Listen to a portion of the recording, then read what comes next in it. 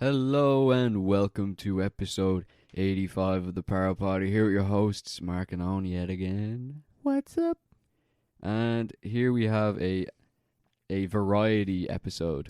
We got the sad, lonely people's podcast today. Yeah, we got it's kind of downbeat, but we're gonna make it upbeat in various We're gonna have ways. a fun take, you know. Yeah, we'll have fun taking everything, and we got a bit of cheese thrown in there as well, you know, because you need that. Oh, you gotta lather in that cheese. Just Yeah, we got like a depressing sandwich here. yeah, lovely bit of ham and cheese in the middle. Yeah, Though. but those two pieces of bread, they're dour. They're dour. But yeah, we'll make it fun though. Mm. But yeah, how you been? I've been good. How was your banker? Did absolutely fuck all the way the Lord intended. That's it. Mhm. Yeah. Easter week. High key think Easter's like the best holiday because you just don't do anything. I just never noticed Easter. Same. I was like, oh yeah, today's Sunday. Easter. Yeah, Easter No Sunday. impact. Yeah, a guy at work asked if I did anything for Easter, celebrate, and I was like, nah, not really. He's like, are you baptized? And I was like, it's not really a thing. What did though, you is put it? on the census form for religion? I just put down Catholic to rep the lads. I said no religion. Oh, no religion. Yeah, because I'm not lying. Losing my religion. Mhm. REM job. REM, you know? I just put down Catholic just as a default, but obviously no, I don't really practice Just got rid of Easter. it. I have no respect for Easter. You know, it's a bit grim. Is Lent over now, or is Lent starting? Lent's over, yeah. All Lent right. ends Good Friday, I think. Yeah, because that's like Either Good Friday or Easter, I can't remember. Oh, no, surely it's Easter, and it's like, oh, you get your fucking eggs on Easter then to celebrate. your treats. Yeah, so it must because be that's Sunday. like our Ramadan, isn't it? I was just thinking. Of it. Yeah, we just get rid of one thing that we like. Yeah, they get rid of everything. They're really mad. Surely there has to be like somewhere there's like mad Christians that just do Ramadan for Lent for like 40 days. Yeah, because people at work were talking about the fast. And I was Mm. like, what fast? Yeah. Around Easter, and they're talking about Lent. But maybe there's like a more extreme version of Lent. Surely there is. There Yeah. has to be like, Yeah, we're just really ignorant about it. yeah. But yeah, Easter week. You know what I never understood? I was just thinking about it. You know the whole Easter rising thing? Mhm. I didn't realize that's what that has some kind of like Christian symbolism, the whole rising, you know, Are Jesus you rose on fucking the Sunday. joking me, Mark? I never got that. I never understood that. Easter rising. I was like, why is it called a rising? None of the other ones are called rising. I was like, oh yeah, Easter Yeah, rising. it's the Irish state rising Yeah, so it's on the Sunday. a mad Catholic thing. Mhm. I didn't know that. Because Yeah, yeah. they never really emphasize that. I think for It's good in the name. for good reason, you shouldn't emphasize that. It's not about being Catholic, you know? Mm. It's about the Republic. But it's Irish. Yeah, an Irish Catholic Republic. that's Nah, what they we don't want. want that. We want a secular Republic. Yeah. But, yeah, because they didn't really... did they celebrate it? Because it was on the 20-something, wasn't it? 21st, 22nd? But the rising. Yeah, I've because no it idea. changes every year. Easter changes every year. That's one of the most annoying things about it. Yeah, I haven't seen any like Easter rising posts yet, so I I'm think it's next assuming week. it's next week. Yeah. So we're near the end of Easter, or we're near the end of April. Yeah. Like, 18th right now. Crazy. At So yeah, the I think mo. it is like. Yeah, I think it's in the some days in the 20s. I can't remember Yeah, exactly the I date. remember learning them off and Maybe then it's yeah. immediately forgetting them. Yeah, as soon as out of that exam, gone. Can't remember a single one. Delete. Yeah, gone.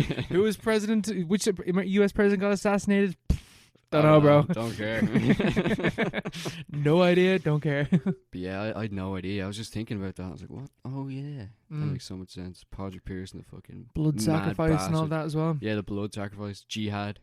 Christian Basically, jihad. Yeah. It's all the same thing. It literally is just the same thing. Mm-hmm. All those religions. I'm not entirely sure how not back, but like how religious, I guess, would have been the Easter Rising leaders.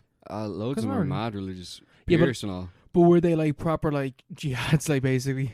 I don't know. Because I don't think religion wasn't really part of the. It was like It was an element. it was an element of it because they're Irish. There were certain amounts of them, yeah. But then they also had Connolly, and he was like, he didn't care for any of that stuff. Mm. He didn't give a rat's. Yeah. He's just about socialism. A but, weird, like, a he's weird kind of on his bunch of own. dudes that decided to join Yeah. to join together. Yeah, it's mad that they kind of got together. Yeah, they didn't. Can you agree name on all the a lot of leaders? things. I can name about 5 probably. Yeah, I think I can only name 5. Yeah, how many were there? 7, 8, Was it? 8. There's not 12, no. Maybe it is 12. Like the apostles. Jesus, Surely we are not. losing our Irish card as we speak. I can't remember because I haven't thought about this. I'm gonna rip up my passport And, right like, now. I don't Irish deserve it. rising leaders. Who are the signatories of the proclamation?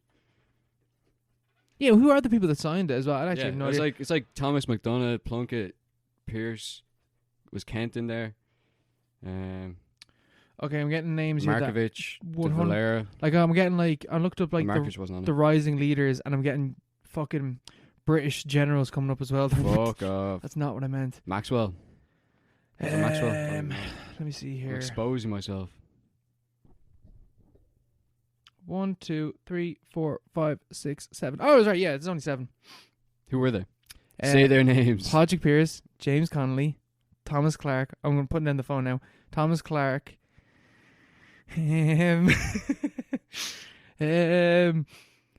Was there who would I say? Patrick Pearce, James Connolly, Thomas Clark, and I need 4 more.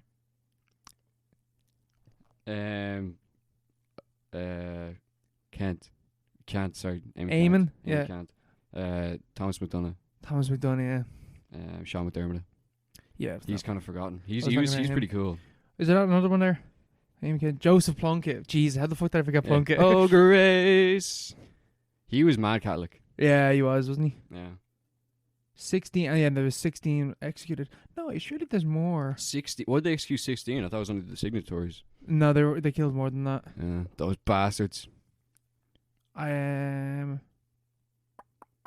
Yeah, there's only 7. Yeah, man, I can't remember like all that stuff about the Rising. All I remember is from school is like how we're doing this. No, we're not. We're calling off. No, yeah, we're going ahead with this. Half of us aren't going to do it. The other half might go ahead with it. Yeah. No, we're all going to go ahead with it. Nah, wait, push it back to the next Sunday. Yeah.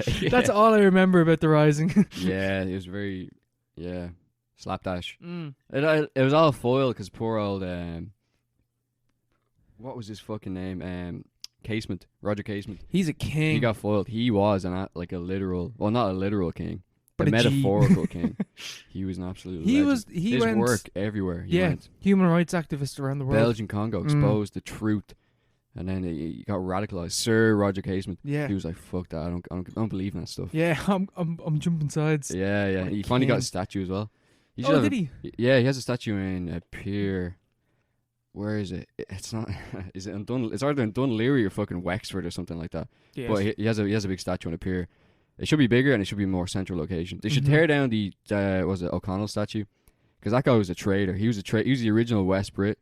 They should tear down that statue on O'Connell Street and put someone decent there. Wolf Tone or Roger Casement. What did there? Yeah, one of them. Or just take One of the down, lads. like, Markovic, one of them. yeah, Markovic. Where's her? Oh, surely she has a statue She somewhere. definitely has a statue. She needs a bigger statue. Yeah, she needs one. Replace Get rid of Molly Malone. I'm tired of tourists fucking Yeah, fondling her tits. grabbing her. Yeah. Like, leave that poor woman alone. Jeez, she had enough of fucking Yates. She doesn't need this. Yeah. Oh god. Good old Yates. Yeah, a lot of horny people. Yeah. Too many horny people, some might say. Yeah, there's an excess of horniness. Too many horny teens that need to get just fucking murked Yeah. by Jason or Michael Myers, maybe. yeah, the theme. I finished up the Friday the 13th franchise, excluding Freddy vs. Jason, because my next low-key binge is going to be Nightmare on Elm Street films. No, there you go. Yeah, so then I'll culminate at the end point with Freddy vs. Jason. Yeah. A little dovetail at the end. There's only a few. Like, I'm pretty sure. I have a feeling that Nightmare on Elm Street will, in general, just be better than Friday the 13th. Friday the 13th, looking at the whole franchise, it is shocking how bad, for the most part, that series is. How did they do it? How did they get away with that? I have no idea. Jesus. Because, like, there's 11, like, mainline, again, excluding Freddy vs. Jason, Friday the 13th films.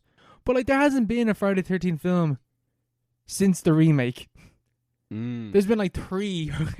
There's been, like, 3 fucking Texas Chainsaw films since then, and 3 Halloween films. Or even 4. No, 3. 3. Yeah. So, like, they really pumped these out. yeah.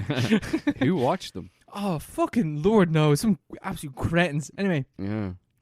I'll finish off with the remake, Friday the 13th, which was, so, again, with the copyright stuff that went on with the franchise, parts 9 and 10 couldn't be called Friday the 13th. So this is like the first time that a Friday the 13th film was called Friday the 13th in something like 20 years. And it's a 2000s remake. Oh no, Yeah, that's never gone well, has it? No, but like that never worked once. Well, The Departed maybe. Evil Dead. Yeah, I suppose. Evil It Dead's did like work multiple yeah, times. it's worked. Like I'm thinking like more so like horror remakes. Yeah. Like easily the best one from the 2000s is the Evil Dead one. Yeah. Texas Chainsaw's pretty good as well. Halloween's I've not never great. seen it. I've never seen You did see we did the remake, the first remake, it. Wait, which one? Texas Chainsaw. Oh yeah, shit, Yeah. yeah. I was thinking about the Halloween one. Halloween one's like looking back on it, like I did not enjoy the Halloween one, but it was mostly to do with Michael. Yeah. Like I feel like Michael is a sacred enough character. Like even in the bad Friday or Halloween films, they're still his character is still there. In Friday the 13th, Jason is. I'd honestly argue that Leatherface has a more set personality than Jason. Yeah, he probably does. Yeah. And definitely Freddy does as well. Like Jason is literally just a dude in a fucking hockey mask. That's all he is. That's all he does. And he just kills teenagers. And in this one, the way that they characterize him is basically after like his mom killed everyone in the first film. Like the first film is still canon in this remake. Or at least the events of the first film are still canon. And like Jason's like this mutant kind of dude, I guess. He's like heavily deformed, but he's like super strength and stuff like that. Like he's whatever.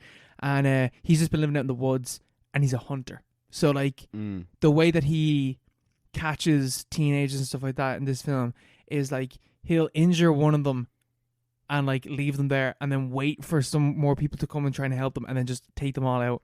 That's good. Smart. He has like bear traps that he leaves out for people. He's a force to be reckoned with, to say the least. Like this dude's a fucking killer. Jesus. The way the film starts is with like 5 characters. Like I think it's 5 characters that are coming in to camp at Crystal Lake, and they're like, oh, did you ever hear about the massacre that happened there? It's like, that's all folk tale, it's a legend or whatever. And they all park up or whatever.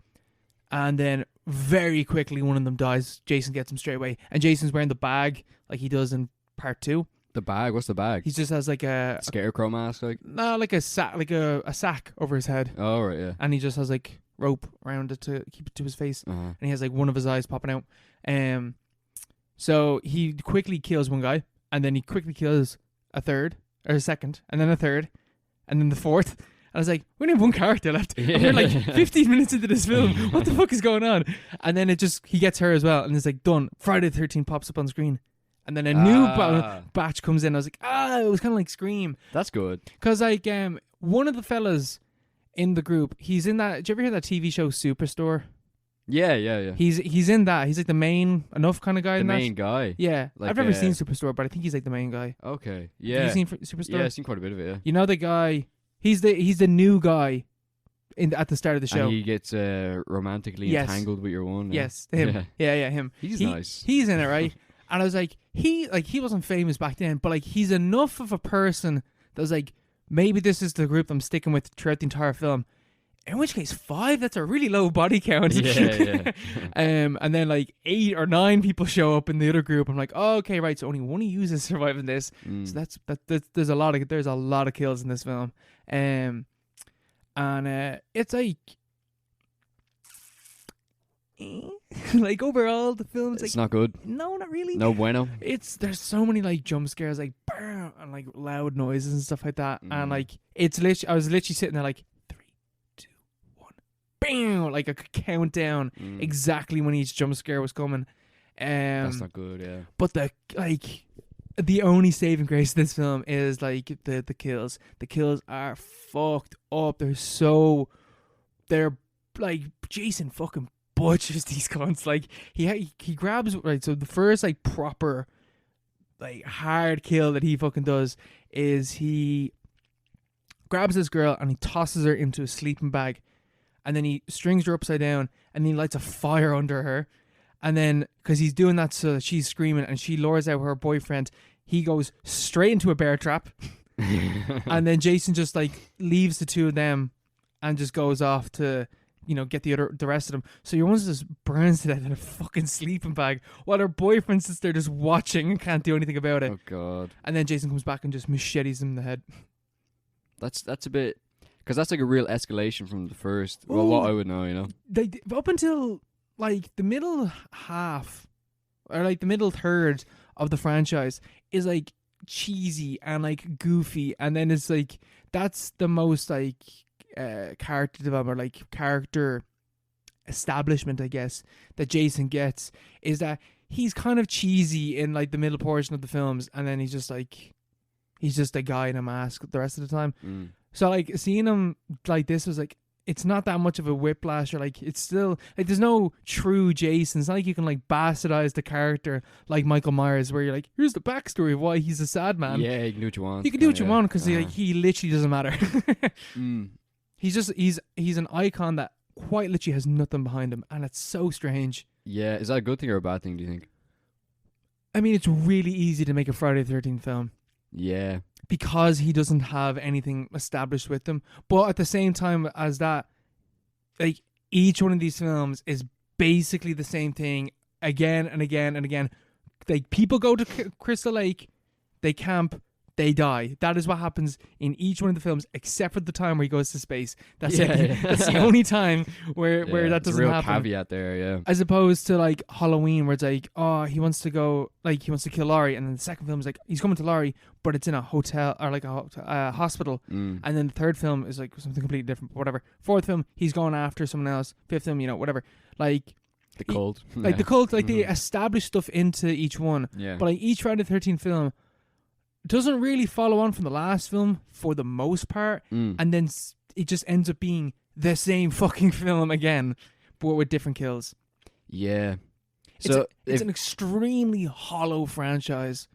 If you were given the reins over the next Friday the 13th film, what would you do in terms of Jason the character? How would you make him your own, or how would you do something that would make him interesting? At least like show us a little bit of Jason when he was a kid, because like you don't really see Jason as a kid that much, and especially like in the Friday the 13th remake, they do not touch it. Well, yeah, they don't touch it at all. The only thing I can think of is if you show Jason as a kid getting bullied. That is like something integral to the character that we have never seen in 12 fucking films. Never seen it. Yeah, I'm pretty sure there's comic books that relate his origin story. Do something from the comics, because I forget that like there are comics for like all these dudes as well. Yeah, Leatherface is loads of them. It's I think that's so fucking weird. Yeah. Like I've never ever thought about reading one of the comics, like Alien vs Predator and stuff like that. Do they have comics, yeah? They have comics, yeah. That's where the idea of Alien vs Predator comes from, I'm pretty sure. I'd never read them now. Yeah, no, I wouldn't read them either, but like, and I wouldn't read fucking Friday the 13th comic or anything like that. Yeah, well, like the barrier for the comic, because like obviously Alien vs Predator, you have like a really good precedent. The first two films from those franchises, and then even Alien has better ones further on, better sequels and stuff. But like, so the comics are going to always be reaching towards something that they're never going to be able to reach. But Friday the 13th feels like it'd be good fodder for that kind of thing. You can just do whatever you want. That kind of medium, because there's no quality fucking standard there, because the films themselves are really bad. Yeah, they're all bad. Even like the best one is like it's good bad. It's purposely bad in some aspects. Yeah. But like even at that, it's still like it's kind of bad. Yeah. Like and like the remake. I was watching this on my TV downstairs, and I had it set to vivid, and I was like, what does this film actually look like? And I switched across to watch it on like a regular, I don't know why the TV was set to vivid, it just was, but clicked on to like standard version. Oh, this is a horrible looking film. Yeah. It's like grey, just like dull, lifeless, nothing to look at. Yeah. And dark, but like whatever it's been, like remember Texas Chainsaw? At the very least in that film, they were trying to replicate, or like semi-replicate, the like the remake, like the coloring, of the original Texas Chainsaw film. Yeah. But this film is just grey and dark. It's like you don't even have the excuse being directed by Rob Zombie like Halloween. What are you doing? Like again, no identity. It's just copying the remakes that are out at the time. Has anyone who's actually good at the job worked on this franchise? As in, like, Like Kevin Bacon. Yeah, that's the only thing I can think of. Like a name. Is there any names actually worked in this franchise? Corey Feldman. Corey. That's not really a plus. Corey Feldman. He's just famous for being fucking a train wreck, basically. Yeah, the guy. I'm pretty sure that the cool thing, if you're into like horror icons and like really get into like who plays Jason and whatever, like. You get that at the very least, but I don't give a shit. Who gives a rat's? Can't even see his face. Yeah, I don't care. Like I'm pretty sure like the same guy played Jason from like 8, 9, and 10, and I think he played Michael Myers one time. I don't fucking care. The Michael Myers guy came back in Halloween 2018 or something. He came out for a few scenes, I think, but like no one cares because that's like if you're writing that, if you're using that as like a positive piece of trivia or whatever, then your film is fucked. That's one of your main things. Oh, look, he's back. He's back. Like, they did that in Halloween 2018, but it was just kind of, it was like, oh, yeah, that's a little thing that we have on the side. But the film is actually good, you know? Yeah, that's the main thing, yeah. We're not hanging our hat on this stupid little thing that no one cares about. Yeah, it's what a weird thing to, like, base your, like, part of your marketing off is a person that you don't fucking see. Yeah, you know that guy that you never saw? Yeah, he's back. I don't know. I mean, if I met a person like that, I'd be like, that's really cool. Like, that'd be cool to meet you, that you played. Yeah. You played Jason, whatever. At a con or something. But, like, I don't really give a shit at the same time. You say that to the face. Like, it's really cool you played it, but I actually don't care. Like, it's cool, man. Like, you're an icon, whatever. But just to a world that I'm not really a part of. Yeah. Brutal. But, like, you know what I mean? Like, it's, yeah, I know, yeah. It's definitely cool, but, like, you know. It's also who cares. Yeah, you know. I would have preferred if the films were decent. Like out of all the remakes that I've watched, this is probably the worst one, but I prefer it still to Halloween. Halloween remake? Yeah, out of the 2000s remakes. Is this one just called Friday the 13th? Yeah. Oh, when was it? 2009? 9 or 8. Oh, right, yeah. This is the film. This film's trailer is what got me into like horror films when I was younger. Oh, really? Yeah. Yeah, because I remember seeing the trailer for it, and I was like, "That looks fucked up. That looks so scary." And I asked my dad about it, and he just started telling me about the Friday the 13th franchise, telling me about Nightmare on Elm Street. He's like, "These are all these horror films that were back out in the day." And just told me about all that. I was like, I need to see these films. It's hilarious that out of the iconic 4, he only told me about Friday the 13th and Nightmare on Elm Street, and they're the 2 that I was like, I'm never gonna watch those. Like when I got older. Yeah, Halloween really is where it's at. You know. Yeah, even Texas Chainsaw, like it's one good film. Yeah, sad. It's better than this though. It's sad. It's a shame, but what can we do? I have a feeling that like Nightmare on Elm Street is gonna be fun. What do you mean? Oh, I the feel like franchise, yeah. Like, I think that's I've heard fun franchise. I've heard a lot of positive things. Plus, they have Johnny Depp and your man, England, who plays Freddy. He's in a lot of things. Yeah, he's Freddy in each one, isn't he? Yeah. He's also in loads of other stuff. Though, actually, taking back what I said, I think that I have a feeling that the Nightmare on Elm Street remake that came out in the 2000s might be the worst remake out of all of them. Why? Did you ever see what Freddy looks like in that film? No, in the remake in 2009. Yeah, no. He looks like Voldemort. He looks fucking terrible. He has like a weird CGI face. It just looks terrible, especially when you look at like Freddy, like iconic Freddy from the originals. Yeah. Do you see what I mean? Is that it? He looks a bit grim. He looks like a little goblin. Yeah, that photo there and stuff like that. Like he just looks wrong. They also made him a pedo. Wasn't he always a pedo? No, see, he's just a child murderer. Oh, which is somewhat more likable than a murdering pedophile. I remember I was also really scared of this film, having never seen it. And I read I did what I used to always do. I read the Wikipedia page. I read the Wikipedia page, and I was just like, this sounds really like heavy. It doesn't sound like pleasant to watch at all. Because I remember that detail, but I thought that was like like canonical. I thought he was always a no. I don't think it is. I don't think he is. No, you're probably right. Because I only read that one. I don't think I've read the plot summary for the original one. Like, and that's the thing. Like, because I feel like he's a goofy character in the first, especially the third one. Like, he's a goofy enough character. Yeah. Surely the fuck he's not also a pedophile. Like, there's no way that you can't do that. You can't do that. Yeah, because to some extent, all these characters need to be some kind of anti-hero in a way, where you're not rooting for them, but you're rooting for some kind of conflict. Oh, man. Where there's like, where it's not just a case of this guy is pure evil, we have to take him down. It's like if he's a paedophile fucking child murderer, there's not much you can get behind. You know? Yeah. At least if he's a child murderer, that's one thing to get over. That's one thing. New. It's like, yeah, he's a bad guy and it's kind of playful, you know, because it's a movie. But then it's like he's also a paedophile. It's like, that's just unnecessary. Yeah, like, you know, that's a step too far. It's a step too far, bro. I'll take the torture. I'll take the murder. I'll take you wearing them face. But a paedophile, no. No, thank you. Can't get behind that.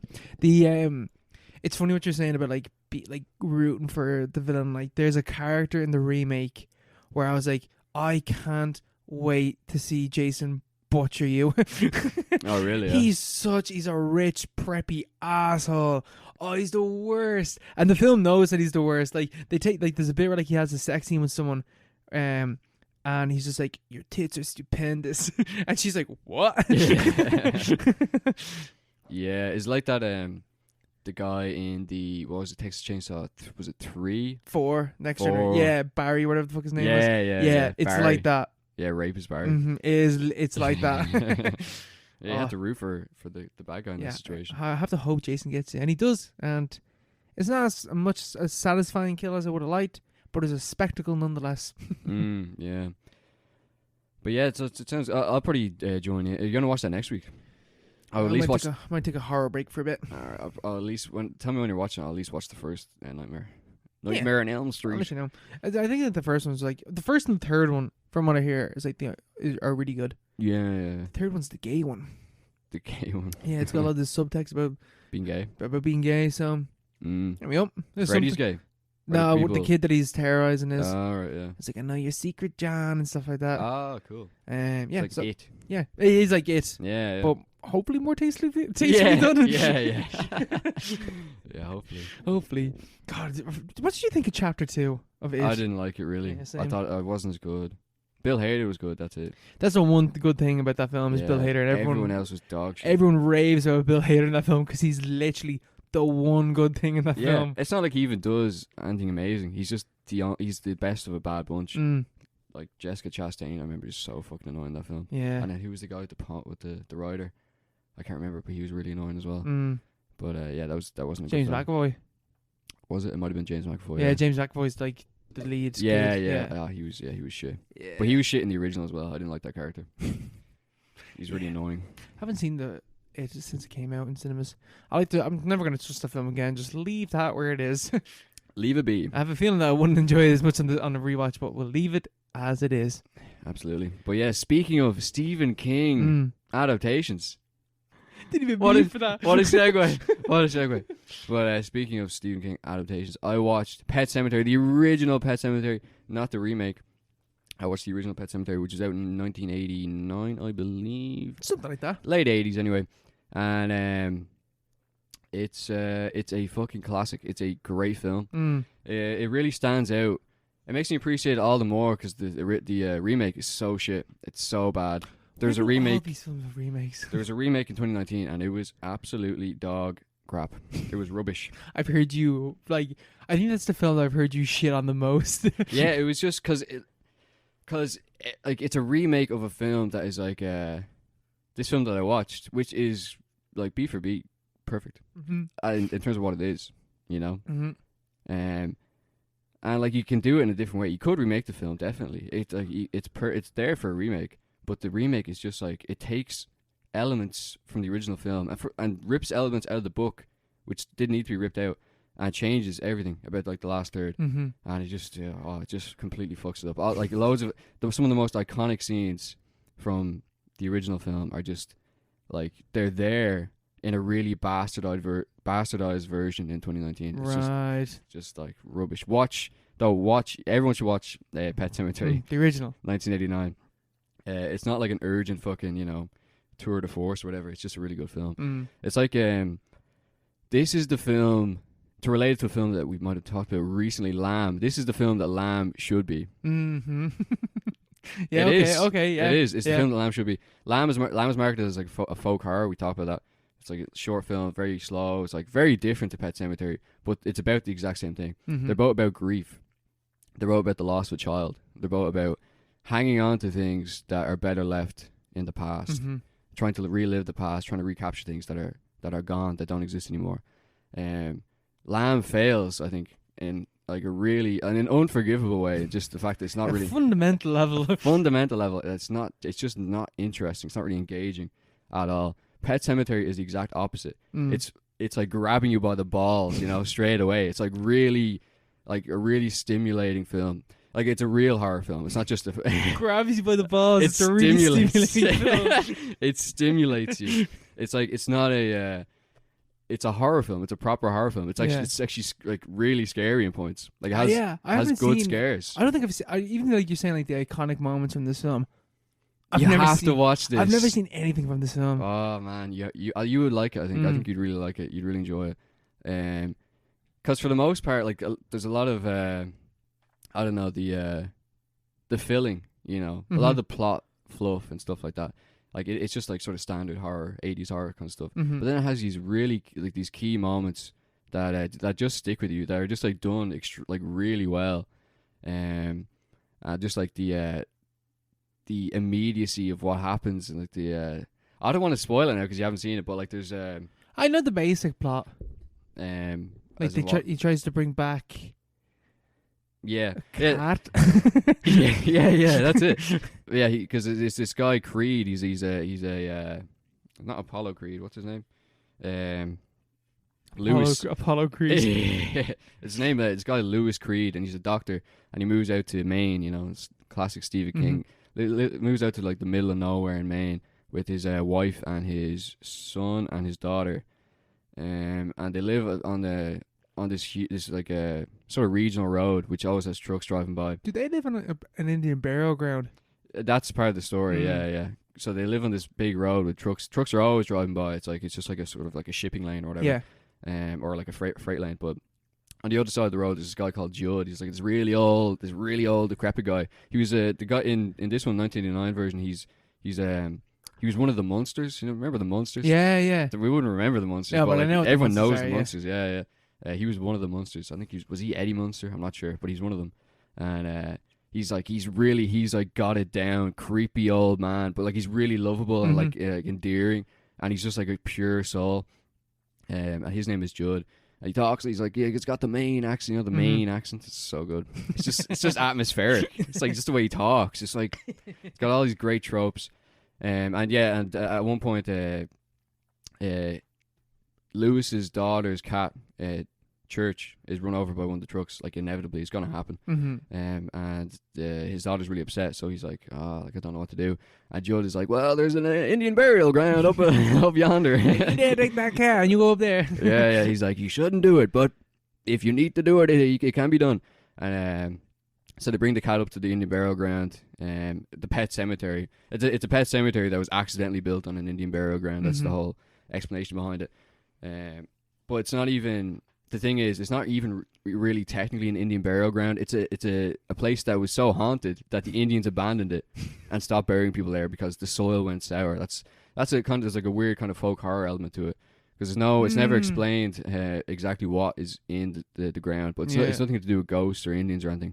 In the book, it's kind of implied that it's some kind of Wendigo, that kind of some kind of creature that just kind of is part of the land. Even not necessarily in the ground itself, but basically, up in this burial ground, it's like arranged in like an ancient kind of like pagan ruin kind of yoke. Yeah, spiral, and they go up and they bury the cat there, and the cat returns to life like the next day, but it's fucked up. It's like it's not the same thing. That's where the whole, letting go thing comes into it. The cat comes back, and it's not the same. It's not Church. It's not the cat. It's something else entirely. Like maybe it's the cat's body, but it's like the spirit. Head, yeah. The spirit is entirely it's something demonic, something evil. So like he's brought the cat back to make his daughter happy, but everyone, like even the daughter, knows that there's something seriously wrong. It's making things. It's kind of like rotting the environment. Bringing the dead back to life when some things are better dead. That's like what a line in the film. sometimes dead is better. And that's the whole theme of the film. And then it's like it's an escalation basically of that initial grief when the cat dies. Mm-hmm. So at first it's like it's just the dog that really experiences the grief. Then there's an escalation to a much more serious one, which I don't want to really spoil. But I think I know what happens. What? Like the kid dies. Yeah. So then there's an escalation to the point where Lewis's son Gage, like his baby son, gets run over by one of the trucks, and it is fucking it's a horrifying scene because they show it. They show it like because you're like they're not gonna do this. Even though I've seen this before, I was like they're not gonna do this. You know, this baby gets fucked up. This baby gets fucking creamed by an 18-wheeler. Gonna close that road. The cat died. No, a baby. Yeah. And obviously, Lewis is like just torn up, and he can't forgive himself and stuff. And so like he's grasped by the grief, the same grief that his little daughter had, and he's in denial, and he knows that Gage is gone and he can never bring him back. But at the same time, he's completely desperate. He's a father who's lost his son, and he has this thing up in something lurking in the woods that can resolve his grief in a really immediate and like superficial way. And so like that's where the plot keeps moving. And then there's another escalation at the end of the film. But yeah, basically Gage comes back to life, the little baby kid, and he's like a little Chucky kind of thing. Oh, fuck that. And he's like a zombie baby running around like with a knife and stuff. And havoc ensues essentially. But like the whole film is just like full of like little moments. There's like 3 or 4 or 5 like iconic moments that are like just good scares. Good scares, but also like they're also using that whole theme of grief, which Lamb failed to really do. Yeah. So a lot of films fail to do the grief thing. Yeah, like this film is doing it without trying. Really, yeah. It's there. It's like it's based off the book. Like, it's like, oh, just do the plot. Yeah, the blueprint is in the book already. And Stephen King, like, he didn't really try with. He wrote the books. He wrote a lot of books. Yeah, he was on a lot of cocaine. He used to write the books. He'd do a few revisions and then he'd leave it. And you can tell because like there's a lot of half-hour stuff and the books are way too long and stuff. But like it's all there in the book and the film knows it. The blueprint is there. And it's following it along. It's just doing its job really, really well. Making a really good horror film with loads of key moments, loads of cool scares, like a little bit of like funky like makeup effects and gore. And it's on the. I've heard nothing but good things about Pet Sematary. So it's a class film. I will watch. It's really lived up to my memory of it because I remember I watched it back when I first got Netflix like 10 years ago. I used to be on Netflix then. They had the remake on Netflix. Did they? Yeah, and this though as well. I encourage everyone not to watch the remake. The remake, they I don't think Gage dies in the remake. They fuck up the ending of the film as well. It's completely arse backwards. Completely. It's like it didn't look good either. Even visually it doesn't look good either. Yeah. Like it's just grey. It's like what you're talking about with the Friday the 13th thing. What a weird thing that the 2000s is. Like, let's make everything grey. Yeah, because this film is it's just a normal kind of like Technicolor color palette, and then the 2019 one is just dour and grey, and it's like almost taking itself seriously, but it's still there's no tonal difference between it and the original. It doesn't make any sense. Like Stephen King things need a bit of cheese, a bit of goof to them. They need a bit unless you're directed by Stanley Kubrick. Yeah, exactly. Yeah, even then it's like it's very colourful film, The Shining. But yeah, it's not even cheese either. It's just a kind of like a playfulness, but playfulness in terms of genre. Yeah, like it's a horror film. And it's owning the fact that it's a horror film, and it's playing up to all those things. It's using tropes, utilizing tropes. It's engaging you. It's grabbing you by the balls, stroking the shaft. It's great. It's a great film. Stimulating cinema. Fuck it out. I don't know why it's so Jeez, that metaphor. My ass is completely stuck to the front of the chair. I couldn't get up. Glued. Oh, fucking hell. Oh yeah, watch it. That sounds very good. I will be giving it a watch. So much films I gotta watch. Yeah. Like I know that like sometimes we struggle with like recommending films or whatever, but like there really is just an endless well of films. Yeah, we've an endless. We can keep going forever. This podcast could literally go on forever. There will always be at least a handful of films to talk about a week. Yeah, and then there's ones you forget about, and then you're like, oh yeah, they come onto Netflix randomly, like Pet Sematary. I completely forgot about this film, and then I was surprised, to my great surprise, my great pleasure as well. It reappeared recently, so I'm delighted. Yeah, it sounds good. It sounds very good. But Mark, is it as good as something like Pickpocket? Like Pickpocket. Just to space out the films, because I only have one thing else on the docket. So yeah. Or do you want to talk about which one? No, actually, I'll talk about Taxi Driver first. Yeah, that'll make more sense. Yeah. Yeah, I also watched Taxi Driver, which is also on Netflix, Mm-hmm. which is one of the greatest films ever made, as everyone kind of knows, which is like hugely influential across pretty much everything. TV, cinema. Everyone knows various scenes from Taxi Driver. It's literally shaped history. Yeah, it has, yeah. It's like the whole, are you talking to me? Mm-hmm. You talking to me? Oh, you gotta be talking to me. The cultural references from this fucking film. Everyone knows it. Even the fact that some guy tried to kill someone over this fucking film as well. Yeah, that's the thing. It was a the book is, or sorry, not the book. The film is actually based on a true story, because multiple true stories actually. Because Paul Schrader, who wrote it, he's the screenwriter behind the film. He drew on his own experiences. Apparently, he was basically Travis Bickle. That's like, that makes a lot of sense. Yeah. You kind of get that like sort of simmering angst. Yeah. From, like ever read his like Facebook posts and stuff. He's like a mad poster on the internet as well. Yeah, he's like, he'll like call out his critics. He had like a flame war with Mark Kermode over one of his films, The Canyons, recently, and he's just a legend of Paul Schrader. But like he was in like a fucking night drifter basically, where he wasn't a taxi driver or anything. He'd just like sleep all day and then he'd wake up in the late evening and he'd hop in his car and he'd have a bottle of whiskey with him and he'd just be drinking and like driving around and watching the city. New York City. What a fucking loser. And he'd what you call it? He'd go to like the porno theaters, which is something that Travis Bickle does in the film, and he'd just be observing things, which is kind of weird because like he wasn't like some like absolute. He wasn't some like complete. He wasn't Travis Bickle. Yeah. He wasn't some complete ingrate. He was like he's a film critic. Yeah, you know, and he at that stage he'd already written a film as well. He was just doing this for some reason, and he had to stop after a month because he got a stomach ulcer. Because like it's impossible to maintain that kind of lifestyle. Yeah, sure. Apparently he wasn't even eating or anything. But he also drew on the diaries of a man called Arthur Bremer, I believe, who tried to assassinate the 1972 Democratic presidential nominee George Weber. And he had the whole diary kind of laid out. And that's kind of the basis for Travis Bickle's voiceover narration, which carries us through the film. It's kind of like a window into his view of the world. His fucked up grim view of everything. Yeah, he's real. He's the lonely man, you know. He's like the fucking last man, you know. He's like waiting to die basically, because he's like an ex-marine who's been landed back in New York City. He's got PTSD at the wazoo. Yeah, he was in Nam, and he like Robert De Niro's performance, like it's been said like a million times, but like this is just incredible. Like you know, you can see like his eyes are dead, you know. His eyes are just pure dead the entire time. Like there's something clearly wrong with this guy from like the first frame when you see him. Something seriously wrong with him. But yeah, like the whole his worldview is just so fucked up because he's talking about the scum and like this city needs to be cleaned up. He's like Batman, but like he's like impotent, you know. He can't do anything because he's just a loser. Yeah. But yeah, Travis Bickle is one of the darkest fucking characters. He's just an incel, like realistically. Oh, he is. Yeah.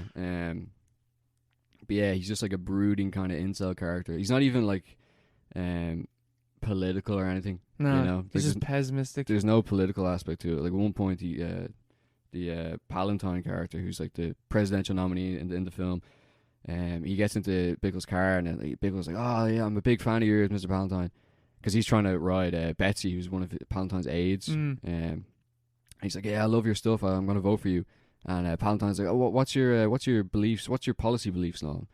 And Travis is just like, "I don't really believe in anything, but I'm gonna vote for you." Like he doesn't know anything about the world, or like, and he just doesn't care. He doesn't care. He's just like he's stuck in this box, this coffin. That's what Schrader. He's in the taxi. Yeah, he's in the pod, and he's stuck in there. And that was Schrader's kind of metaphor that I think he kind of he lent into.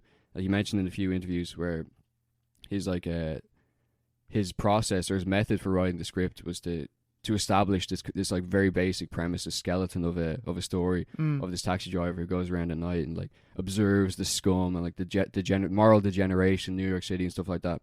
and he's stuck in like a coffin. Like you imagine the taxi as a coffin, and he's going around as this kind of fucking crypt keeper, just observing and like making observations. People hop into the taxis and he just doesn't say anything to them. Yeah, but he just observes them as well. Yeah.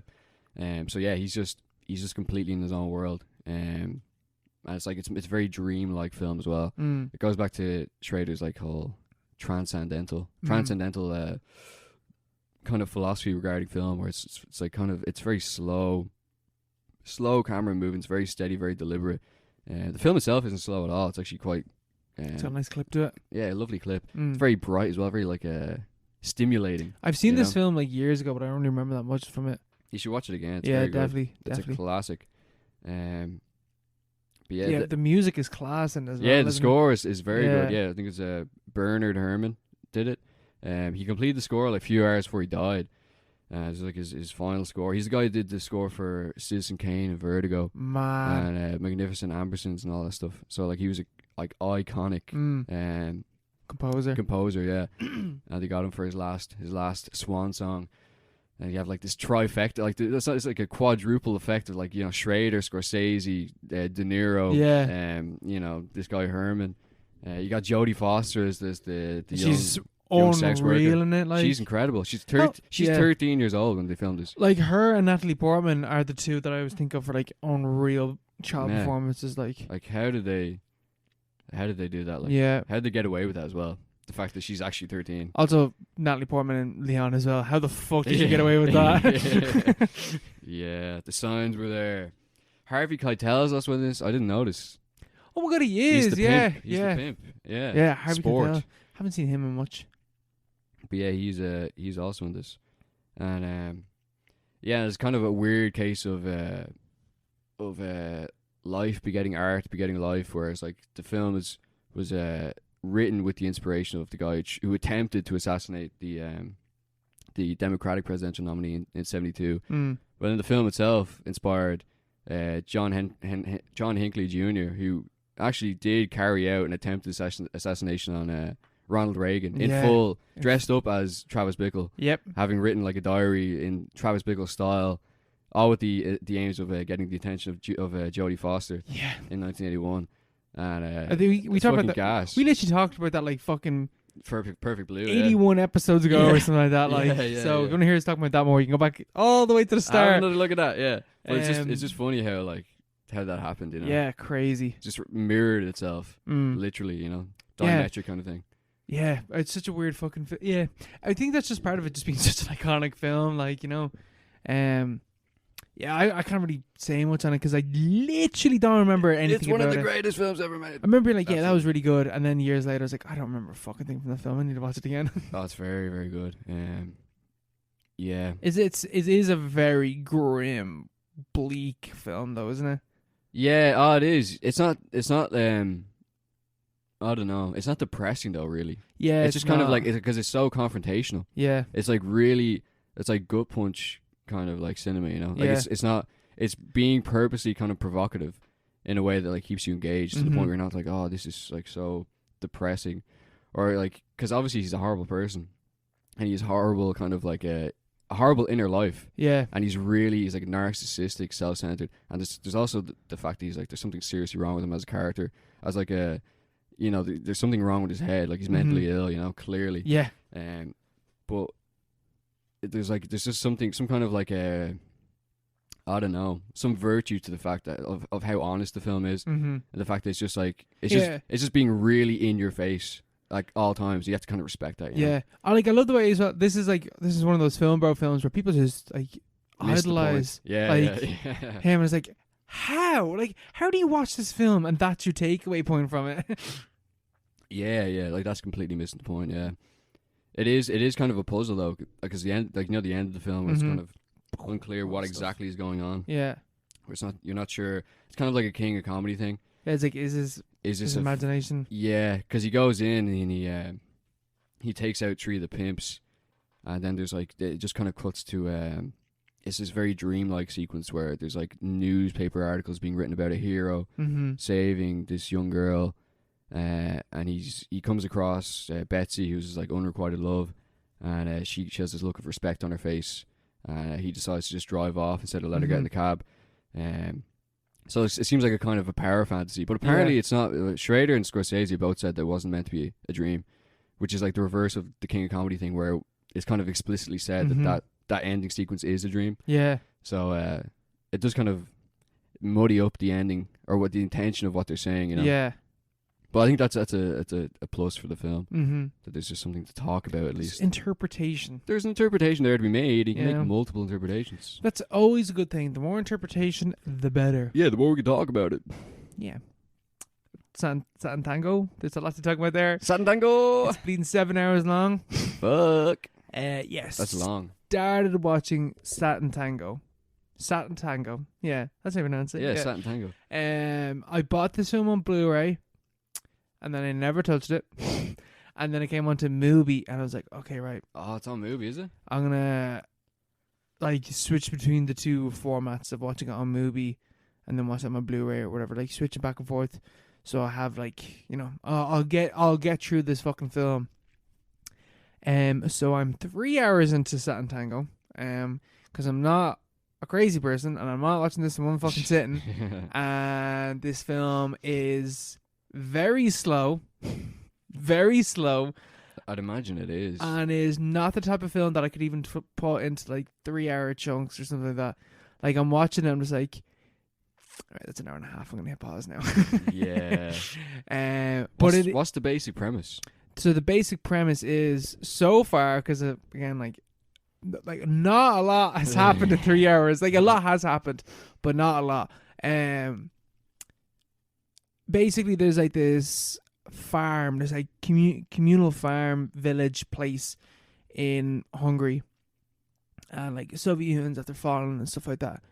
Wait, when is this film set? Sorry, when was this film made? That was 70s, no? I thought it was 70s, but I'm thinking like it was made after. Like this plot in the film is that the Soviet Union has fallen. 94.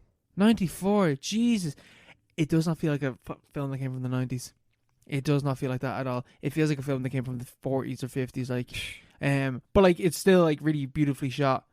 Well, not the 40s and 50s. It feels like it's from the 60s and 70s. But anyway, so Soviet Union's fallen, and these people basically have nothing to do. They're like, okay, we can either try and stay here. They seem to be like kind of criminals or something like that, and they're like, okay, we're gonna get swept up into the big cities, which we don't want, or we can try and stay here. But then these two guys that they thought were dead for a year are actually coming back, and they seem to be kind of like religious-ish figures to them, like very clearly. They're like cult leaders. And we see them, and they're talking to the police, and the police are like, okay, we want you to, you know, get everyone out of this fucking place, and then we're going to make arrests and stuff like that, because they've obviously done something in the past. Because there's like the film opens up, well, 12 minutes into the film when the actual plot starts, and there's like this guy sleeping with this woman, and her husband comes in, and the guy's hiding, and he's like, okay, we're going to leave tonight. We're going to take everyone's money, and we're going to leave with Brannigan, whoever the fuck the other guy is. And it's like, the three of us are going to leave. I'm going to take everyone's money and fuck the rest of them. Like, they decided to stay here, but we're leaving. We got to go. And then when they find out that the two, like, cult religious figures come back, the guy that was sleeping with the guy's wife kind of gets involved with them. But then when they all hear that these religious figures are coming, he literally turns to the guy that wanted to leave, and he says, like, you can't leave now. Like, you know, there's no leaving now. Now that Ergman is back, or whatever the fuck his name is, like, there's no leaving. And your man's like, yeah, I know, we can't leave now, because whatever holds that this guy has on this community, he's got a fucking iron grip on them, and he can just command and tell them what to do. So it seems to be a film about trying to find purpose or meaning in the world when you had this like community, and the community's completely fucking falling apart, and there's nothing to fucking do in this shithole village that you're living in, and you don't want to move into the city because you don't want to get swept up into that, and you want to have like a sense of freedom, but you can't. It's like 40 minutes of this film at one point was earlier on in the film we hear, oh yeah, the doctor never leaves the house, and then for 40 minutes we just sit with the doctor and watch him throughout his day. And does he say anything? Like someone he like narrates, because he like he sits at the window and he like stares at people and he writes, and he like stares at binoculars at people and stuff like that, and he knows kind of some of the people's secrets because he just sits there and watches them. But like the whole time he's like drinking heavily. He's obviously extremely unwell, and he's just like like that's the way he breathes and stuff like that. Yeah. And he gets up and we watch him fucking take an awkward piss, and then he comes in, he fucking falls over, and then he's like, oh, I got no drink, and he leaves the house for the first time. I got no drink. And it's pissing rain, and he's walking for fucking ages, and like you're just sitting there watching it, but like it is like slow, and like yeah, it is boring, but it's like, here's this film unedited showing you this fucking depressing life that they all live. And you can see the hopelessness, the loss, the like complete pessimism in this village. Like this is like bleak. Like there's nothing to do here. The opening of the film is like 8 minutes of cows walking out of a farmhouse and walking through the village and walking off into the distance. We don't see them anymore, and like it is like establishing the setting that we're going to be in, and it's like piss and rain, it's dirty and it's mucky, it's like gritty, like black and white footage, and again, like it's mad slow and it's boring, but that's the lives that these characters are living in. yeah Like that's kind of part of the point. So it's like realism, is it? Yeah, it's like mad realism. Mad realism. And like you only have to live with this film for 7 hours. Imagine that being your life. Yeah. Is this fucking nothingness? Oh my god, yeah. And so like they go through the cows walk through the village or whatever. But I've heard, at least on the Wikipedia page when I scrolled through, because I was like, did I miss something when I was like going through the plot? Trying to get refreshes. Is that's like part of like the herd being led through the village is meant to be the religious figure who hasn't come. Like I'm 3 hours into this film and he hasn't shown up yet into the actual village. They just keep talking about how he's coming. Oh, okay. I'm like 2 hours 40 minutes in, so like I'm assuming when he shows up there's going to be more action happening, because at the moment it's just a lot of characters just talking about how shit their life is. yeah But it's cool, because I was like, why can't this just be like a TV show? Is it not segmented into episodes though? It's segmented into parts, so you can like very easily like stop every so often. Now each chapter isn't, they're not all like half an hour long. The range in terms of length, like one was like 20 minutes long, and then the next one was fucking 40 minutes of this doctor fucking living his shit life, or it was even longer than that. It was nearly 50 minutes or an hour. So like the chapters aren't clean. So I was like, okay, so whatever about it can be done as a TV show in that sense, but like, you can make like a 7-hour TV show fairly easily. But I think that if you were to watch this as a TV show, it would be fucking dog shit.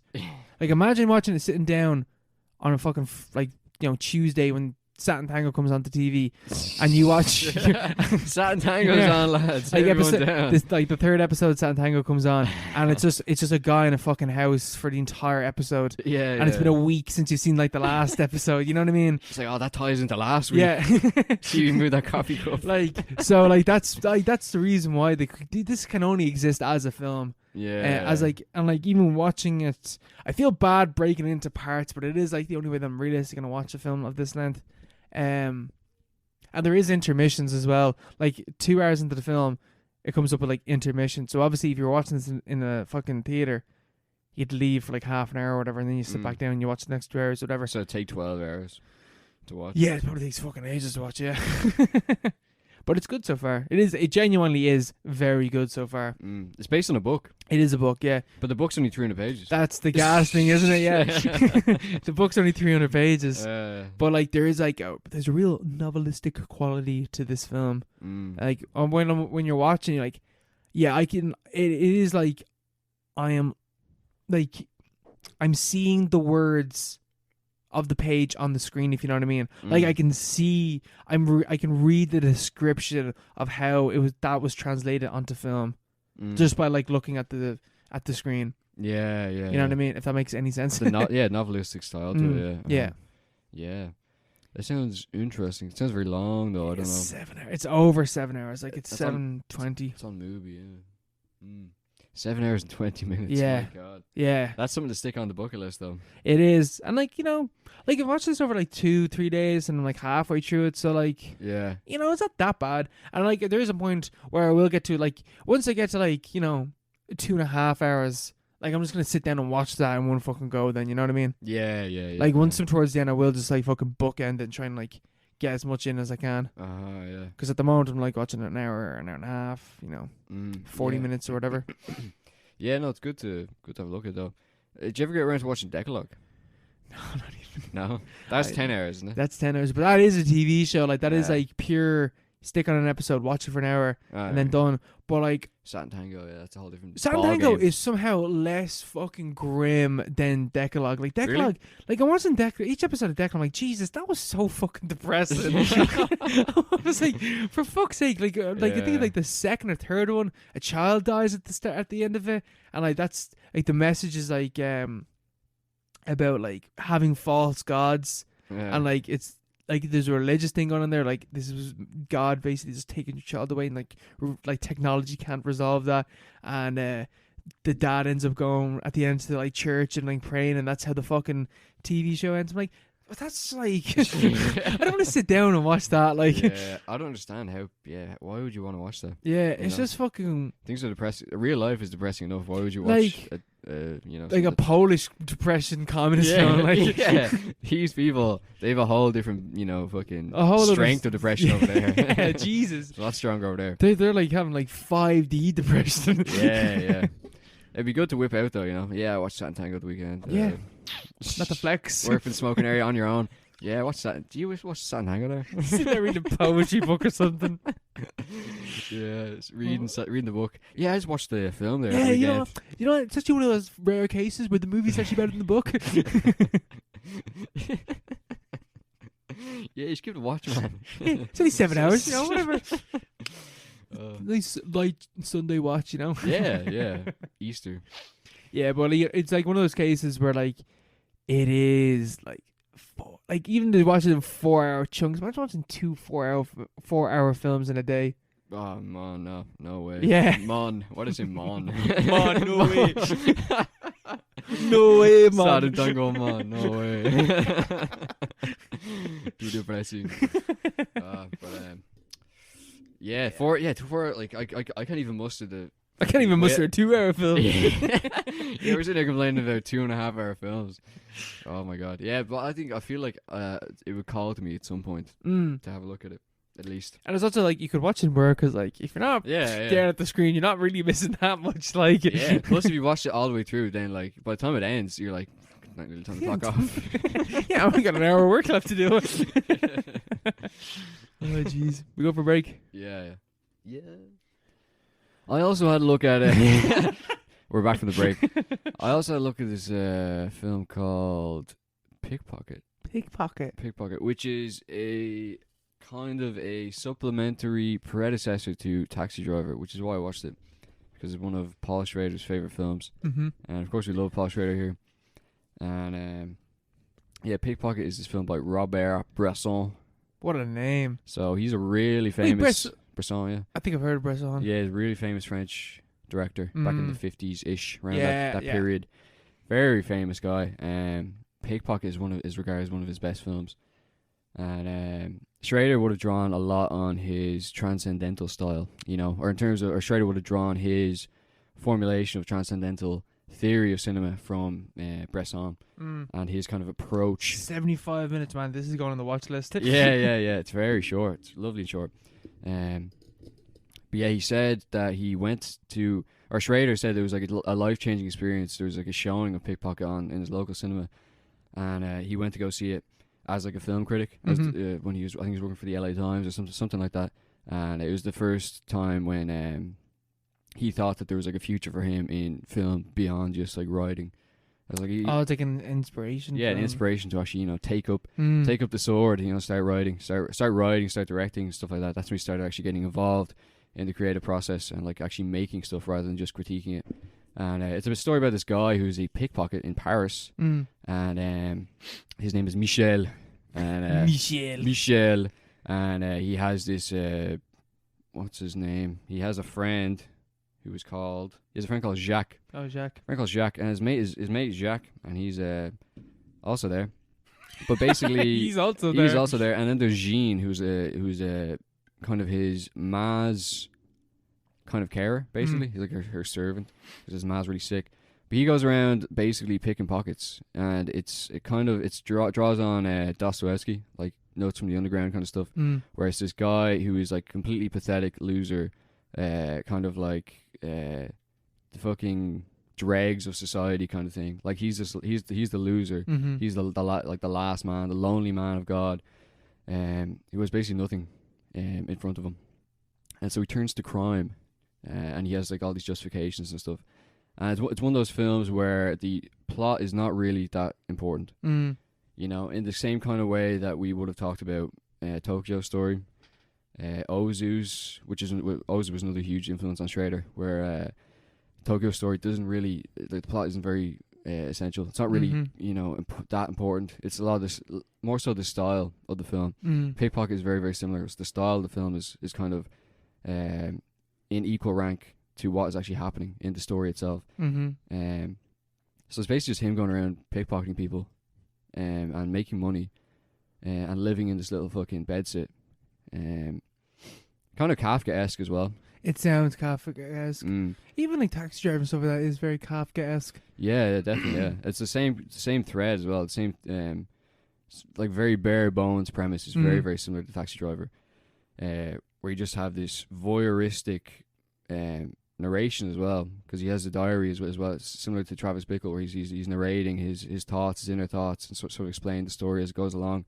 It's just him kind of like grappling with moral justifications for what he's doing, and kind of considering his place in the world, and making observations about the people around him, similar to the way Bickle would. And he gets into like debates and arguments. So he gets caught very early on the film by a police inspector who lets him go because there isn't enough evidence. But like he's always being chased by this inspector because he knows that there's something off. And they have a debate one time in the bar, and he's talking about, or Michelle is talking about how there are some people. He has this theory where there are some people who are supermen who are, through like genius or virtue or whatever, should be allowed to basically break the laws, or like should be allowed to do their own thing basically without being interfered with by like, society and stuff like that. And that's just his like inner justification for what he's doing. Like, he's very like kind of enclosed mentally and spiritually. It's only really it's all a means to an end. There's no real redemption. There's no real direction that he's moving in at all. And all the while, his ma is dying, and Jean is kind of like having a kind of fling with Jacques. Jacques is like, he's like, oh, this is Michel, you need to fucking wise up, get out of that game. Pickpocketing is for chumps. You're gonna get caught and you're gonna get done. You're gonna go behind bars, and that's what happens in the end of the film. He gets done, and Jacques is fucked off, and left a pregnant Jean, or Jean or whatever. And she's kind of hopeless as well. And in their hopelessness, Jean and Michel find some kind of synthesis, manage to synthesize some kind of meaning in their own companionship. Yeah, some kind of companionship, between the bars, literally between the bars, because he's in prison now. By the end of the film, he's in prison and he's fucked. And they have a very tender scene. It's quite a famous scene at the end of the film, which is replicated in various ways in films that are inspired by this and inspired by Bresson in general, where they're just kind of it's like nuzzling. It's not even kissing. They're just kind of cuddling between the bars, and it lasts for like 30 seconds, like a minute. But it's an interesting film. It's an interesting stylistic kind of piece to look at. Have you ever seen Bicycle Thieves? Yeah, maybe we watched it, or watched a bit of it. Yeah, it sounds kind of like Bicycle Thieves as well. That kind of neo-realist kind of. Neo-realism is definitely probably fall into that, because it's very realistic, but then you still have the voiceover. It is there's also a very clear perspective. Like you're sitting in Michel's shoes and you're seeing the world from his point of view, and he's this really pathetic, immoral character who literally only gets by ripping other people off, by stealing, by thieving. He's a thief. But he's a pickpocket. He's a pickpocket. And but at the same time, you feel bad. Yeah, you feel bad for him because you sympathize him because you're literally seeing his perspective, and you're always going to sympathize with the perspective you're being shown. Yeah, the perspective you're exposed to, whatever, you know. So at the same time, you're always like, Michelle, he is a bad guy. Like if this guy showed up in the pub, he sat down beside you, you'd be like, get this guy away from me, because you can just tell he's like, it's a very good performance as well. He's a slimy old cunt. He's a slimy bastard, and he's just like, even just like his face, like just the way it's very well acted. Like he just has this kind of shiftiness about him. Untrustworthy. Yeah, but it's similar to Bickle. It's a kind of thing where, he's representing something that isn't reality. No, like that is reality almost. That is like a really pure reality where there's, you know, there's someone like that, or something like that inside everybody, and there are people who are just like that in general. You know, there are a lot of people like that. Yeah, and like obviously you forget about them. They're just kind of there. Yeah, they're always there. You know, always they always watching. always will be there. They're just kind of lurking, and they have an interesting way of seeing the world.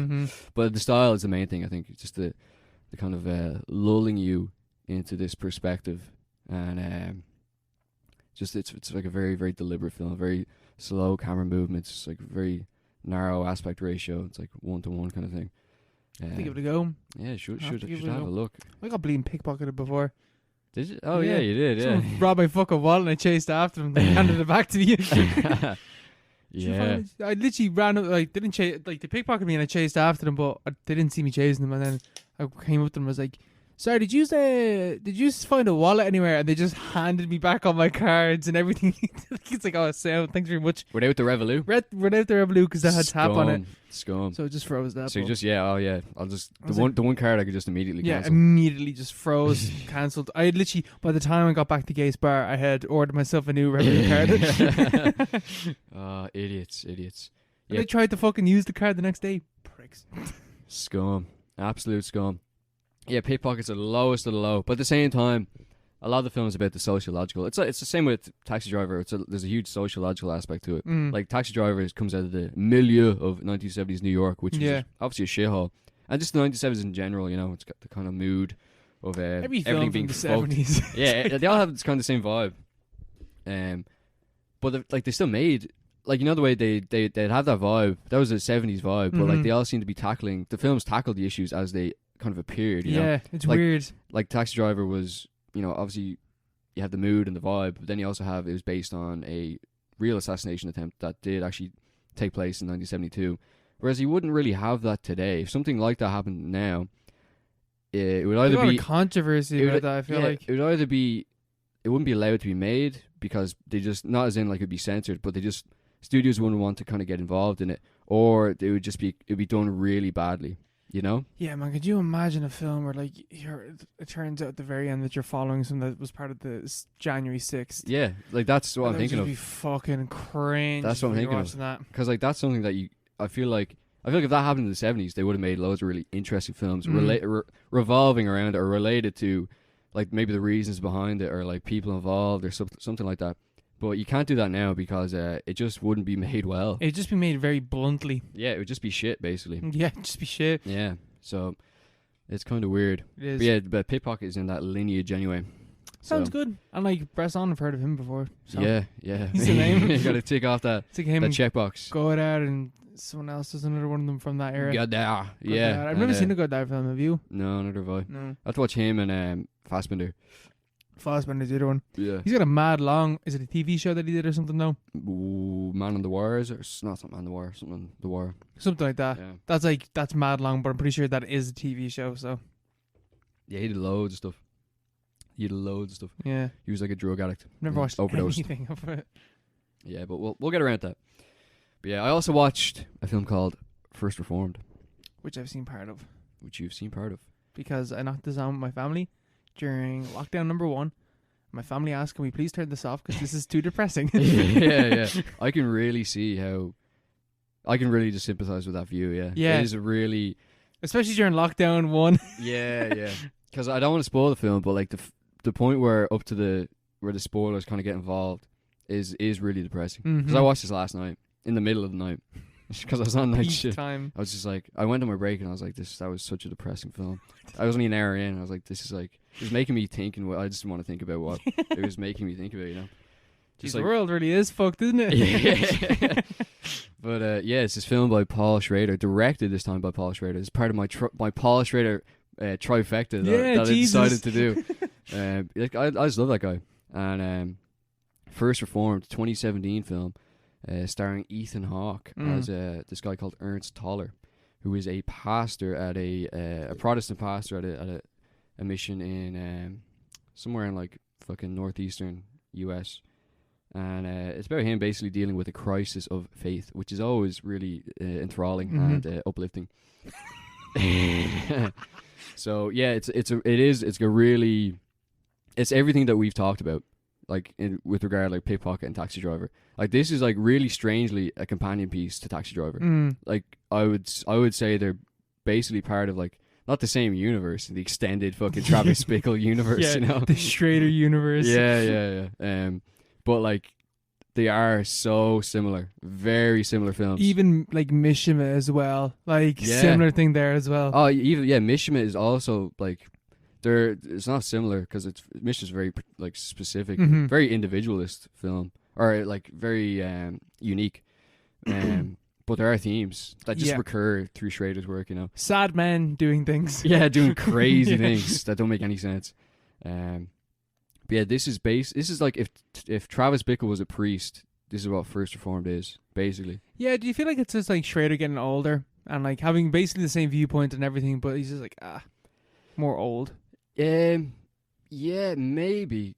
Because it really depends how you interpret this film. Because the ending of this film is really up in the air. Because you know the way we were just talking about how Taxi Driver ends on a ambiguous kind of note. An ambiguous note that you could interpret as a dream. And I think a lot of people would interpret it as a dream. But then maybe it isn't a dream at all. Maybe it is part of the plot. This film is even more ambiguous, I think. But a lot of people seem to think it's more straightforward. But I think I was just reading different like interpretations of it, and different kind of write-ups on the film. The ending can either be read as like an embrace of Christianity, of kind of hope, a hopeful note, or like a submission to being saved,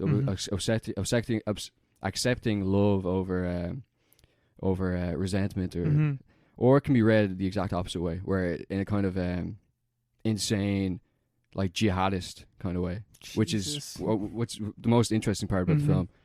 Where the film stops kind of being depressing and starts kind of being like really confrontational in the way that Taxi Driver is, where it's morbid, but it's also like it's like giving you a loaf at the same time, you know. Yeah, well, even like from what you're saying makes me now think, what does First Reformed actually mean? First Reformed is the name of the church. Okay, right. So it's the name of the Protestant ministry. It's like a. But is that tied into the theme of the? Not really, no. Okay. I think it's just the name of the church. Yeah, but Schrader himself is a Calvinist. Like he was brought up in the Calvinist faith. Oh, I fucking hate that, bro. Yeah. So they were all those mad guys who like hated music and like fucking dancing and everything. And stuff. Yeah, Cromwell. Remember when he banned Christmas? That's Calvinism. I'm pretty sure. But he actually wasn't allowed to watch any films until he was 21. Mad. So he never watched the film until he was 21 years old. And then within about 6 or 7 years, he'd written Taxi Driver, and he was one of the the most famous screenwriters on earth. Oh Jesus! What the fuck am I doing? But I've had fucking years head start in this content. Yeah. Like, but I think that really kind of informs his worldview. Oh Jesus!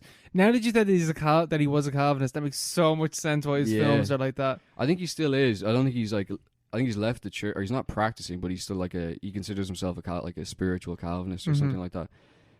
He believes in God anyway. But yeah, this film really shows that up. I think he described it as a film that he'd been running away from for 30 or 40 years. Because and that kind of makes me interpret the film in the more kind of extreme way that I was talking about earlier, rather than as like a hopeful kind of note. But like you really have to watch the film, I think. I've heard it's very, very good. Like the ending. I think it's one of the best films of the century, like. Honestly, one of the really? best. Yeah. Jesus. One of the best films I've seen, like, made after 2000.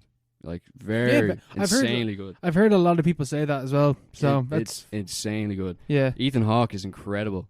Really, really good. You know? Yeah, I've heard he's fantastic. He in it. knocks out of the park. But yeah, it's about this Protestant minister, and he's like he has a crisis of faith for various different reasons. He's like this. He's stationed out in this fucking kind of. It's basically a glorified souvenir shop. It is a church, but like no one really goes there. It's only there. It's like hundreds of years old. His main kind of responsibilities are like giving tour guides and like selling merch in the shop and stuff like that.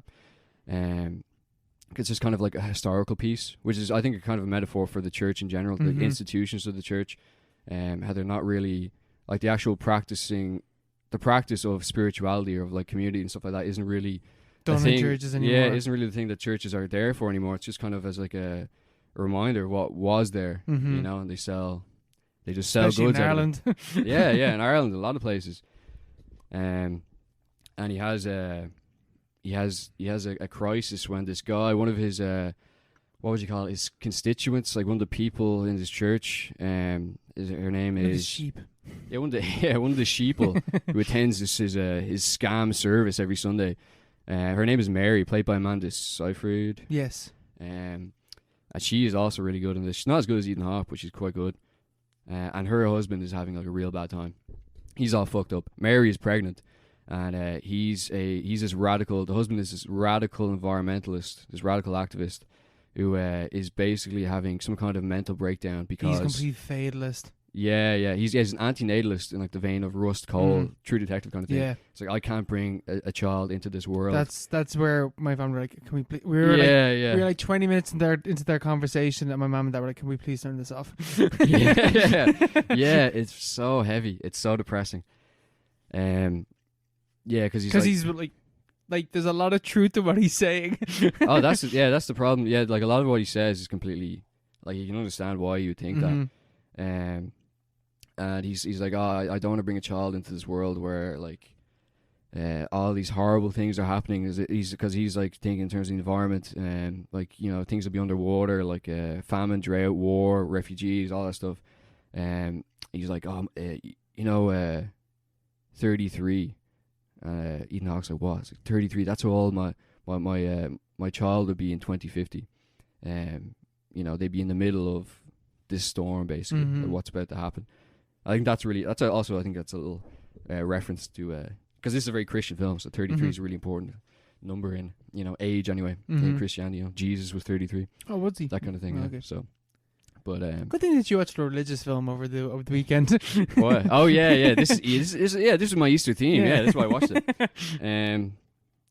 But yeah, he doesn't want to bring child into this world, and he's really. But like, it's not just the child. It's kind of like a culmination of factors that and the pregnancy has kind of pushed him over the edge, where he's really struggling, and him and Ethan Hawke have this long conversation, and it goes on for ages, and it really challenges his faith because your man, the activist, is bringing up a lot of great points. He's making some points. He's making a lot of decent points, and it's like it's hard for Ethan Hawke to refute them, and he also relates the story about how like his guilt, his kind of backstory about how he used to be like a military chaplain. His whole family, he came from like a military family, and when his son came of age, he encouraged him to enlist in the army. And within a year, he died in Iraq in an unjustifiable war of like aggression and terror, and like, he could never forgive himself for this. And like that's like his wife left him and all this stuff. And he's like, like the terror that you feel bringing a life into this world will never be equal to the terror, the horror I live with every day, having taken a life out of it. Like the guilt he feels.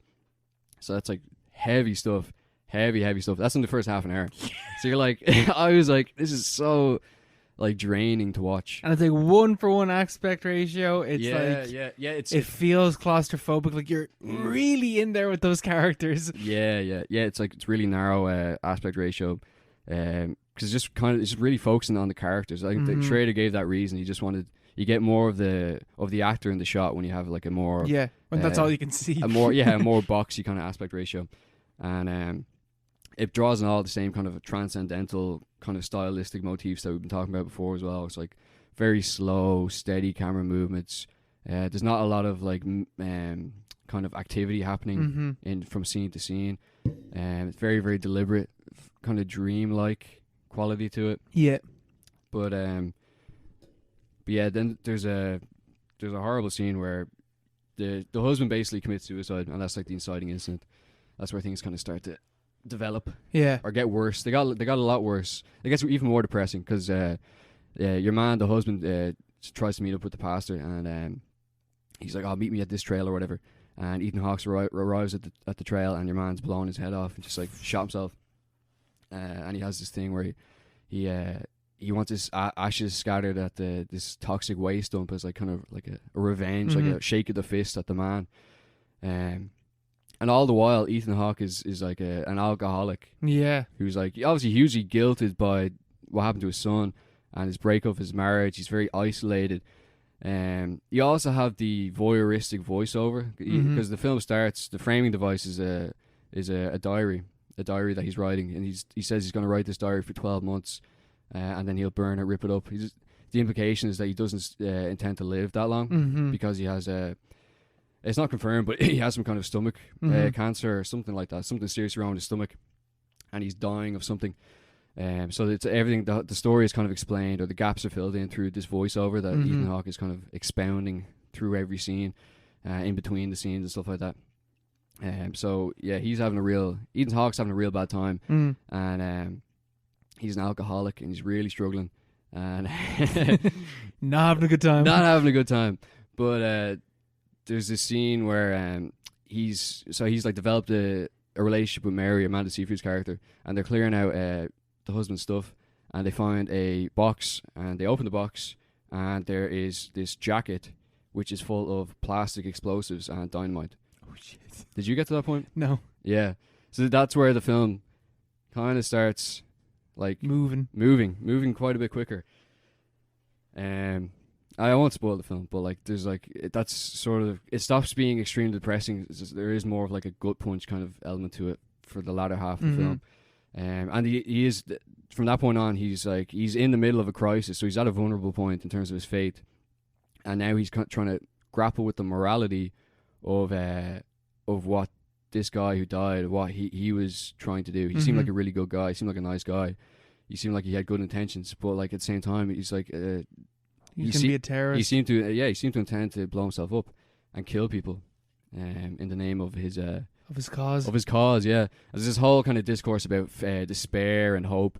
Ethan Hawke has these lines about how wisdom is holding to completely incompatible ideas in your head, and just hope and despair are incompatible, are compatibly incompatible. Yeah, yeah. Like you have to have one with it. You can't have one without the other. You have to have the two of them. And then maybe this guy had fallen into just a pit of despair and had just abandoned all hope, and he, obviously killed himself because of that. There's loads of other stuff in the film as well. There's a lot of scripture, obviously, because it's a very religious film. And as the film gets on, especially beyond that point where they discover the explosives, the quotations become more and more political. Oh, really? That's interesting. Increasingly on the nose political. Yeah. Like a lot of stuff about destroying the destroyers of the earth. Like that's an actual line, I think, from Revelations. And there's other stuff about the rich and like vengeance and stuff. Like bloody kind of Old Testament vibes. Yeah. There's a bit of that in Sátántangó as well, where one character says to another one, "You don't need to read Genesis. You need to start reading Revelations from where you are in your life." yeah. You need to read Revelations, bro. That's a real dunk. But all the quotations are like get increasingly political, like kind of very on the nose, and you can see that Ethan Hawke's character is being pushed to the point where he's a completely different character to the environmentalist guy, but he's being pushed to a point where he's clearly like he might break. There's something seriously wrong, or he might just fall into this pit of despair. They kind of like linger on that kind of cliff edge for quite a long time. In the midst of all this, he's also learning more about like the background of his church. Yeah, because the environmentalist, he was doing a lot of research into this company, which is was kind of a stand-in for like the Amazonian fucking the people who do the wood chopping down Mhm. there. Even like stuff like Amazon and like those huge tech companies which use like the data centers and stuff. But there's a stand-in company in this film which sort of stands in for all that stuff, Mhm. which like rips up the environment, destroys the environment. And Ethan Hawke finds out that this is somehow that they're like one of the top donors for his church, and he has a confrontational moment with his with like his boss basically, which Mhm. was played by Little Tie-in with last week's Ramble in Madagascar. The guy who voiced Maurice in Madagascar is the head pastor in this film. That is hilarious. Cedric the Entertainer. He's very good as well. Cedric the Entertainer. I could just see Maurice. Yeah, I could just hear Maurice like just yelling at Julian. Yeah. But yeah, they have this really intense conversation, and your man, the head pastor's name is Jeffers, I think, and he's talking to Ethan Hawke. He's like, "You're always in the garden. You're Jesus. Jesus left the garden. Jesus wasn't just like the suffering in the garden of Gethsemane or whatever, like Yeah. where Jesus is considering." That's where he starts sweating blood. Yeah, where he's considering the fact he's about to be betrayed, and accepting his fate, basically. And he's saying to Ethan Hawke, "You're always in the garden. You're always suffering. You can't get out of this rut you're in. Like, you need help. You need to go to rehab and all this stuff." And like if Ethan Hawke is in the garden, then Jeffers is someone who's always in like the marketplace, you know, Mhm. like cavorting with like the He's one of the fucking the Pharisees. the or Pharisees whatever. in the temple. Yeah, Yeah. Pharisees, that's it. So like there's also this kind of like old tradition of like the radical Protestant like individualist preacher who's like they have a huge tradition in that kind of thing where like Mhm. loads of like socialist Christian leaders would have been in the vein of Ethan Hawke's character, where they're just kind of like interpreting the Bible as an individualist thing for the person, Mhm. seeing it through like a democratic lens. And so you have that tension in the film as well, and then it all leads up to this big kind of standoff point where I just don't want to spoil the film, but like Mhm. there is a confrontation. huge it turns into Taxi Driver basically at the end of the film. Oh yeah, I kind of expected that. Once you said, Well, like that there was it doesn't not in like the way like Travis Bickle goes on a fucking shooting rampage, yeah, but in the sense that it like there's a a huge mission to be done. there's something happening in the film where it's not just trotting along and like thinking about scripture and like about how Mhm. the world is going to be underwater and stuff like that. Like something a lot more like I don't Immediate. engaging is Yeah. happening, way more engaging, and he's clearly conflicted in a much more kind of interesting way. And there's a dream sequence and stuff like that. Mm. And then there's like he's kind of has like outer body experiences as his sickness is taking hold, Mm. and it's just way more engaging in the second half. It's not as depressing at all. Okay. It's still very morbid, but it's not depressing. I'm gonna go back to this You film know? definitely. I mean, It it's been is. on my list for ages, and I do want to watch it. Yeah. So I Sounds good. haven't spoiled it because like that's you should watch. I want your interpretation of the end of the film as well. yeah, 'Cause it's very like I'll try and up watch in the it air, this week. very up in the air. I'll try and watch it this week for. Uh-huh. I won't talk about it in the podcast, but just first It's fucking First to talk class. about it, Honestly, one of the best films I've seen post 2000. What do you think is like the best films of the 2000s The best films of the 2000s. so far? The Master. The Master. I really like The Master. I really like First Reformed. Jesse James. Jesse James, definitely. What else? I'm trying to think of like important films. Yeah. I'm trying to think of serious, Like- huge films. Like Shrek 2, yeah, but like come on. Yeah. Like like those kind of like pretentious art films or whatever. Mm. Mulholland Drive. Yeah, Mulholland Drive. Yeah, This is a fucking hard question. Like I'm literally going through my films there, like it actually is. Selling Tales, kind of, but Telltale like Tales. Yes, I wouldn't. in I a don't know. different kind of sense to Very the other different ones. way, I wouldn't- Very yeah. different way. I wouldn't go with that. The Lighthouse, kind of. If you Yeah, can, no, actually, The Lighthouse. I think The Witch Lighthouse would be up there. if you can if you can get that interpretation of grander things in the Lighthouse, like that's Yeah, and yeah, it is. It's a difficult question though. And yeah, in terms of like, we're probably just forgetting loads. yeah. Oh jeez, yeah, 100%. But I'm literally after naming like 5 films that came in the last 20 years. Yeah, I'm pretty sure I'm forgetting a few. Parasite as well. Let's see. Parasite, yeah, definitely. Yeah, Parasite. But this is definitely one that like I wouldn't I wouldn't skip. You know, Yes. like it's important. It's like an important film. It's an important film in the way, like the way we were just talking about. Like you wouldn't see films tackling things competently that are like relevant, really, to like. This is like I think Taxi Driver, you know. I think First Reformed is something like that would, like, obviously. I think it's a bit clumsy in the way it talks about environmental stuff, but you know, Paul Schrader's mad old, so you can kind of forgive him. Yeah, let him away with it. But it does successfully pull off pretty much every other thing it does. Fucking bastard. What other films has Paul Schrader done? Because like he's done Mishima and he's done First Reformed, but I don't know what else he's done. He's done loads. I know he did The Card Counter. Just came out recently with fuck is a Card Counter? Oscar Isaac, Card Counter. That is one of the worst fucking posters I've ever fucking seen. That looks dog shit, man. Apparently, it's really good. 3.4. Reap what you sow. What else is he? Jeez, 26 films. He's done gangs. Yeah, he's prolific. He is prolific. He's a bloody legend, man. I thought that he only had like a few films underneath his belt. How much has he written? 30 films. Oh, he fucking wrote Rage and Bull as well. That is gas. And he also did Last Temptation of Christ. That is hilarious. So his whole thing literally is just sad men doing things. He did Cat People as well. Oh fuck, he did. Maybe you talk about that. Yeah. That film is not good, I'm afraid. He directed that as well. Yeah. That is gas. That's so fucking funny. We see any listener questions? Any questions? If you want to ask us a question, you can hit us up on Instagram or on Twitter at @paro_pod, or you can send us a email at theparopod@gmail.com. I'm actually going to check the podcast email right here. Let's have a look. Do you have anything in the basket that we can pull up right here? Come on, Gmail. You can load a little bit faster than that, baby. Just a little bit faster than that, baby. We've been hacked. It's not loading. We've been hacked. Reloading. Oh. No, we don't have any questions. Oh well. We do have one question though. And this is coming in from Rachel. And Rachel is asking us, after Discovery have purchased Warner Brothers, who would you recast in the Justice League series?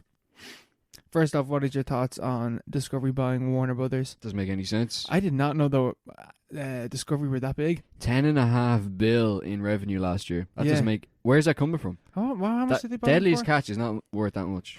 Pawn Stars is though. Yeah. Like how much did how much was fucking Discovery? How does fuck do you spell Discovery? Bought Warner Brothers. Dick Sovereign. For how much? How much do you think it was worth? $6 billion. $5 billion. You think they bought for $5 billion? Yeah. Man, it's like $43 billion or something like that. What? Wait, how did the $10.5 billion revenue? No idea. It was something like that. Who bought AT&T? Discovery investors voted in approval. So it's AT&T that bought them, bought the company, bought Warner Media. What? This makes no sense. Sorry. I thought they divested. This is what I'm after reading here, Discovery. right? This is what I'm after reading here. Who bought Warner Brothers? AT&T. Discovery investors voted in approval of the company's $43 billion acquisition of Warner Media from AT&T to create Warner Bros. Okay, yeah, that makes more sense. That's wrong then. So yeah, Discovery bought Warner Brothers. Yeah, that doesn't make any sense. That makes absolutely no sense to me. Wait, I'm looking. Yeah, that doesn't add up. How is Discovery that big? I have absolutely no idea. Where did Discovery come from? Where did this massive acquisition come from? When did they get big? Yeah, they have like 2 channels. Do they have? They must have a streaming service, obviously. No one subscribes to that. Like, nobody. Like, man, surely they don't have any movies. Surely at some fucking stage, someone has to be like, okay, we need to stop this. Because like, I can't let this happen. In this year alone, Microsoft bought some massive fucking game. Bought Activision. Yeah. Bought Activision. Sony bought someone else this year. Amazon bought MGM. Did Disney make another fucking purchase during this year as well, and they bought something? I had Fox last year. Yeah. They've eaten up enough. And then we got fucking Discovery buying 18. Like, what the fuck? They'd step in. Joe Biden, do the right thing. Step in. This is madness. They need to nationalize all these companies. This is not Sparta. Yeah, these are like. Nice little 300 reference there. We're talking about that next week. Yeah. Little hidden reference. But Zack Snyder, Justice League. There we go. but like these are dog shit. This is dog shit content as well. Discovery are known for such channels as Discovery Channel, Animal Planet, TLC, the Food Network, HGTV, and the Travel Channel. Jesus, they own a load. What the fuck? But like no one Reality TV and stuff like that. no one below the age of 50 has watched any of those channels in about 30 years. No one. They Not own a single person. TLC, damn. Yeah, they own TLC. Well, I suppose people watch TLC, don't they? They do. You know. It's where you watch Keeping Up with the Kardashians, isn't it? Yeah, My Embarrassing Bodies and stuff like that. Yeah. It's not TLC, but they have their It own is just version. like reality though. That's so fucking weird. Yeah, all reality stuff. Oh yeah, Warner Brothers. It's so fucking weird. 43 million. They bought that more. That's more than what Amazon bought MGM for. Yeah, I remember Disney bought Lucasfilms for $4 billion. $4 billion. Pocket change. Yeah. Compared George to Lucas, this, like, you fucking fraud. he should have waited. Yeah, you should have waited it out. Jesus, imagine. Well, I guess he's like that's like the first like big I suppose he doesn't care. start to all this. He's still making bank. Like, Yeah, he just doesn't give a rat's. He hasn't cared in about 40 years. who do you think's gonna buy? I feel like fucking like McDonald's now are gonna end up buying like Yeah. fucking I don't know, Sony or something. The extended Ronald universe. Who else? So We need a Hamburglar movie. the Joker Hamburglar. Yeah, we need a dark take on the Hamburglar. Directed and written by Paul Schrader. Yeah, Taxi Driver, but it's the Hamburglar. It's De Niro as the Hamburglar. Like all these scum on the streets. Need to clean it up. I need to clean up the hamburgers. Greasy food eating fools. It's like he's like a vegan. Yeah. There we go. That's how we do it. That's his origin story. Yeah, he's an environmentalist. Yeah, he's just a vegan environmentalist trying to take down the big corporation. Ronald McDonald. Yeah. He's the Batman. Vote 80, Ronald. I am vengeance. What does Ronald McDonald sound like? He said, oh, doesn't he? Does he have a voice? I don't know. Yeah. Oh, As soon yeah. as I said, I was like, does he have a voice? There's such a there's a huge like McDonald's lore, you know. Yeah, I there's remember like seeing like You know Grimace. Grimace has a the big purple dude. he Yeah. has a what you call it? We'll He's get back to your question in a few minutes. There, right? So but we can wait. he has Irish ancestors. Every Paddy's Day, you know the Shamrock Shakes. Yeah. They whip out old Grandpa O'Grimacy is his name, his actual name. You can look this up. O'Grimacy. He has a shillelagh and he has like a buckle cap and he's green, and he's O'Grimacy, and he's Grimace's granddad. And, I've never heard this before. yeah, that's like the one. That's the deep McDonald's lore they How don't tell many you about. characters are there for the McDonald's franchise? It has its own wiki. There's a serious amount anyway. McDonald's Oh, characters. it's Uncle O'Grimacy. Look. Jesus, that monstrosity. Yeah. That's so funny. I looked up McDonald characters, Ronald McDonald, Early Bird, whatever, and then just your man from fucking EastEnders, Steve McDonald, Liz McDonald. That's Oh. gas. Jeez, they got fucking loads of characters. I never really. I remember seeing them when I was younger, and then never really taking note of them too much. I remember they used to have the statues in the one in actually I can't remember where it was, but they used to have the statues. I think it was just up in hanging out. Artane Castle or something. Yeah, They used to have yeah. them. Sunday, Ronald's dog. This is fucking weird. Ew, look at Sunday. What the fuck is that? That's a rat. That's not a dog. Yeah, a lot of them are just horrifying. I need to do a deep dive on the McDonald character lore. I hear Grimace disappeared for 11 years. He was last seen at the Dodger Stadium dancing to Black Betty in 2012. Damn. But he only recently reappeared in early 2022. Where was he? On a TikTok. Where was he? He was disappeared. Is that the real Grimace though? What? How can we What trust happened? Mayor McCheese. Oh, Jesus. Yeah, Grimace did something really fucked up. Officer Big Mac. They're all disbanded as well from 2008. They all stopped, it seems. Captain Crook. He was a pirate. I remember him. Why when the crash happened did they get rid of all these characters? They committed the crash. They were involved. They had to disappear. They're all in the Cayman Islands now. the Happy Meal gang, a hamburger, fries, and a soft drink in regular size. Gas. Fucking gas. Anyway, Rachel's question. Who would we make from the Justice League form? Well, firstly, Superman would be Ronald McDonald. The Hamburglar would be Batman. Birdie the Early Bird, Wonder Woman. That's it. Who would I have? Right. Who would you have as a Superman? Michael Fassbender as an old, punished Superman. And he's brooding. And he's like, I'm so old. And he's angry. Yeah. He's disheveled. For some reason, he's angry. Yep, sound good. I'm down with that. I'd say. Yeah, sounds good. Batman. I think Batman needs to be young. We need a young Batman. Just had Orpa. I don't want Orpa again. Do you want an old, punished Batman? I think Ben Affleck is perfect for that. Yeah, you know, actually, if Michael Fassbender is Superman, yeah, let's go with that. Get him back, yeah. Let's make a dark, gritty one. Okay, Wonder Woman. Trying to think of. I'm trying to think of like an old Michelle Rodriguez. Michelle Rodriguez is not about you. Or you know what, Tilda Swinton. Tilda Swinton. Yeah. She's so fragile though. She'd be scary. She'd be a really sinister woman. Yeah. She'd be fuck. You know what? Have her play Batman. Yeah, that would be weird. Tilda Swinton playing Batman as a kind of what was it, Batman Beyond kind of thing. It was just really like teen, like futuristic. Yeah. Yeah, I like the sound of that. I feel like Tilda Swinton could kick the piss out of me. So yeah, she need to, I think, limber up though. She feels very, very like stolid. Yeah, you just need her like. We need you more like. Need more active. Yeah, just more, slightly more jacked, and then just choke some dude out.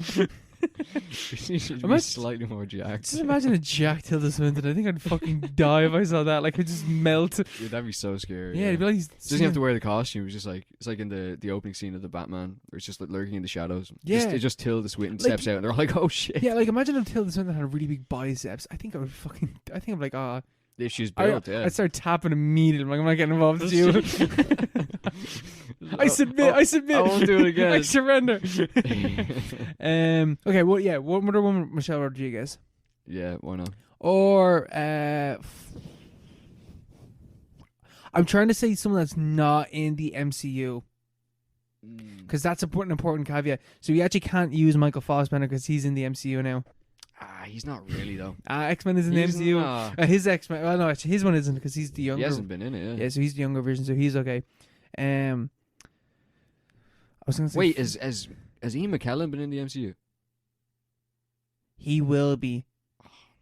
He will be. I'm pretty sure. That's disgraceful. I'm pretty sure he will be. That is a disgrace. Because at the very least,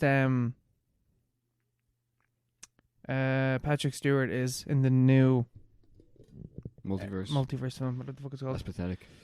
Doctor Strange. That is actually pathetic. Wonder Woman. Yeah, I don't know. I can't really think. I can't. Yeah, Michelle Rodriguez. Yeah, just easy. Cyborg. Fucking. What's your man's name? He was already in the MCU, but we're still taking him. Michael Jordan. Yeah. Daniel Kaluuya. Yeah. Daniel Kaluuya. He was also in the MCU, but was he? Yeah, they're both in Black Panther. All in Black Panther, of course. Yeah. You know what? Fucking Lakeith Stanfield. Fuck it. Yeah, no, that is actually. He's not Jack. Yeah. No, let's have fucking Daniel Kaluuya because Daniel Kaluuya, I feel like, could get fucking huge. Yeah, I feel like Lakeith Stanfield will be too casual. What's your man's name from Star Wars? Boyega or something like that. What's the man's name? Who? The guy from Star Wars. What? The guy from... Oh, yeah, I know what you mean. I don't know his name. I can't remember his name. Boyega or something like that his name is? Boyega.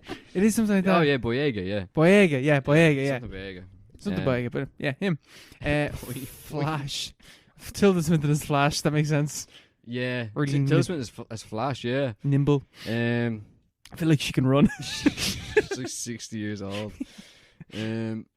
Flash, that's a hard one. Is it though? Timothy Chalamet. Yeah. It's like thin young man. It's just a thin young man. There's only one guy for it. And then Aquaman. I'm thinking Daniel Kaluuya again. Again, he's just doing multiple roles. Yeah. Yeah, sure, why not? Why not? Yeah. Skip to him. I actually think you want it. Do you want to give it to The Rock? Yeah, Just like a bigger version of Jason Momoa, basically. The Rock. He has experience with He's already in Moana. Moana. Yeah. He's already the sea. This is a terrible Justice League. I just imagine the pitch meeting. There's like, you're sacked. You vote off the project. Here's the idea. We're deciding it as we're giving the presentation. Like this exact conversation, and like in front of the agents, and I'm like, Tilda Swinton, I feel like she could choke you out in a second. What's his name? Your man Boyd. You just like turn to like the director or whatever. Boy, you know I'm talking about. You know the guy in Star Wars. him, yeah. You know, Timmy Chalamet. Yeah, let's give it to Stage. yeah, that fucking dweeb. Oh, fucking hell. And that's all we have. It's just the docket is just the names of the characters. Yeah, I had it misspelled wrong. Wonder Woman. Wonder Woman. Yeah. Oh, fucking hell, Batman. Superman. Oh yeah, I think we have a future in this business. I think we do. You know what? Paul Schrader, he showed it could be done. Yeah. We're on the way. We're on the way. This is a terrible answer to a question. But you know what? We're sticking by it. I will stand by this till the day I die. Did we had put Ben Affleck as Batman as well, didn't we?